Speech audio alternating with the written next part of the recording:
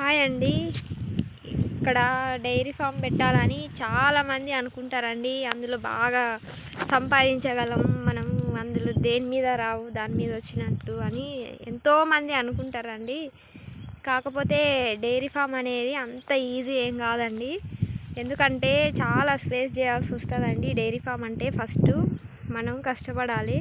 మనం కష్టపడింది అయితే ఏది కాదు. వర్కర్లు పెట్టుకొని ఫస్ట్ గడ్డి ఇలా పెంచుకోవాలండి. గడ్డి ఫుల్ ఉంటేనే మన డైరీ ఫామ్ అనేది రన్ అవుతుంది. గడ్డి లేకపోతే అస్సలు చేయలేమండి. ఇంకొకటి ఏంటంటే వర్కర్స్ ఉండి వాళ్ళే అన్నీ చేస్తారు అట్లా అనుకుంటే మాత్రం నడవదండి. ఖచ్చితంగా మనమే చేసుకోవాలి. మనం చేయంది అయితే ఎవ్వరు పెట్టినా లాస్లోకి పోతారు, కానీ ఎవ్వరు ప్రాఫిట్స్లో ఉండరండి. ఖచ్చితంగా మనం చేస్తేనే మనం ప్రాఫిట్లు ఉంటామండి. డైరీ ఫామ్లో దిగాలనుకునే వాళ్ళకి ఏంటంటే అన్నీ చూసుకోవాలండి. ఫస్ట్ మనం చేయగలమా లేదా. మేము వచ్చేసి ఫస్ట్ రెండు ఆవులతో స్టార్ట్ చేసినామండి. ఇప్పుడు మాకు మొత్తం దూడలు అన్నీ కలిపి ఒక 10 ఉన్నాయండి.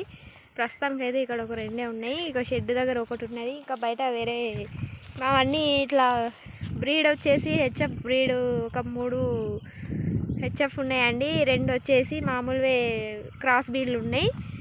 ఇది కూడా పెద్ద బ్రీడ్ ఏం కాదు, హెచ్ఎఫ్లో క్రాస్ బ్రీడే అండి. ఈ తెలంగాణలో ఏంటంటే హెచ్ఎఫ్ ప్యూర్ హెచ్ఎఫ్ తెచ్చుకుంటే మాత్రం బతకవండి. అవి ఖచ్చితంగా క్రాస్ బ్రీడే తెచ్చుకోవాలి. వీటికైతే ప్రాబ్లమ్స్ ఎక్కువ ఉండవండి. ఇంకొకటి ఏంటంటే అన్నీ తెలుసుకోవాలండి. ముఖ్యంగా ఆవులు పెట్టేటోళ్ళు మాత్రం ప్రతి ఒక్కటి చూసుకోవాలి. మేము స్టార్ట్ చేసి అయితే 2 ఇయర్స్ అవుతుందండి. ఈ 2 ఇయర్స్లో కూడా మేము ఎక్కువ పెద్ద ఏమీ డిసీజెస్ ఏం లేవు కానీ అండి, లాస్ట్ 1 మంత్ బ్యాక్ ఒక 2 ఆవులు పట్టుకొచ్చినాము. ఆ 2 ఆవులతోనే మేము బాగా ప్రాబ్లమ్స్ ఫేస్ చేసామండి. నేను ఇంతకుముందు ఒక వీడియోలో కూడా చెప్పిన, పడుకుంటే అవి లేవరాట్లేదని చెప్పేసి.